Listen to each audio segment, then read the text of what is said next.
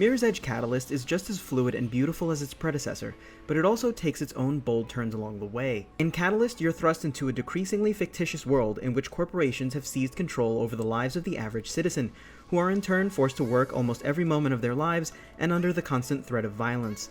As a runner named Faith, you trade in stolen secrets, but must ultimately stop a conspiracy that seeks to rob citizens of their last freedoms of thought and emotion. While waging war on increasingly powerful supercorporations, Faith must also try to mend past relationships and uncover secrets about her own family's past.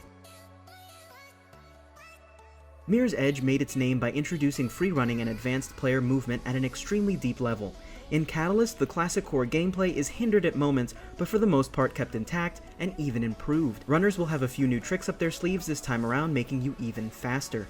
Runner vision is also customizable, giving you greater control over how you want to see the world around you. Armed combat has been completely removed from Mirror's Edge Catalyst, pushing hand-to-hand combat further to the fore. Where combat used to feel a bit stiff, players will find a wide variety of moves in Faith's arsenal and crushing combos that are satisfying to watch. However, player movement when in combat does feel clunky at times, so expect to miss just a few punches. Catalyst not only plays well, but it looks good doing it. Interiors are stunningly designed from a graphical standpoint as well as an architectural one. Cutscenes are beautifully rendered, and overall the City of Glass is quite a sight to behold. My single complaint in terms of graphical fidelity has to be the draw distances.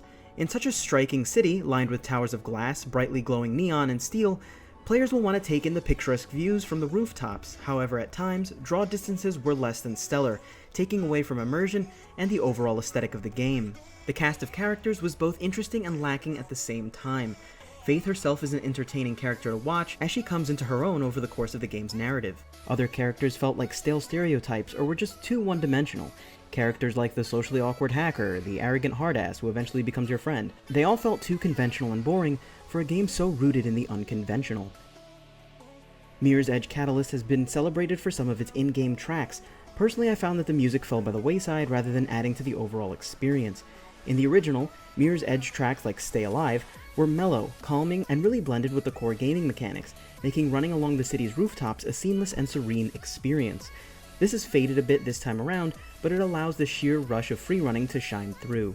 With such a promising return, Catalyst's faults stand out as much as its triumphs. Before the game's release, multiple news sources reported that Faith's skills would be tied to a skill tree this time around, and tied they are.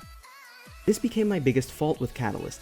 As a veteran to the series, I of course remembered a few of the more advanced moves, such as double wall running or leaping from one wall and turning in midair to grab another ledge. I of course couldn't, as I hadn't unlocked those abilities yet. I found this odd on a multitude of levels. From a narrative standpoint, how could Faith, a runner who already has a reputation for her skill even before starting the game, not know how to even skill roll after a high fall? And from a design perspective, I saw no reason to hide a button combination behind artificial barriers like a skill tree. The new combat system is fluid and rewarding at times, but extremely clunky at others. I found enemies clipping through walls in a few instances as well, but these issues happen with such infrequency that I'm nitpicking a bit at this point. Mirror's Edge Catalyst earns its due by taking everything from its predecessor and elevating it. The action has become a bit more fast-paced, the running more intense, and the world expansive and alive, especially with user-created content and challenges. If you enjoyed the original, you're definitely in for a treat this time around. Running is just as satisfying as it's always been, and with a few new toys, players are even more free to experiment. The City of Glass has become your playground. So, what are you gonna do next? I'm gonna run.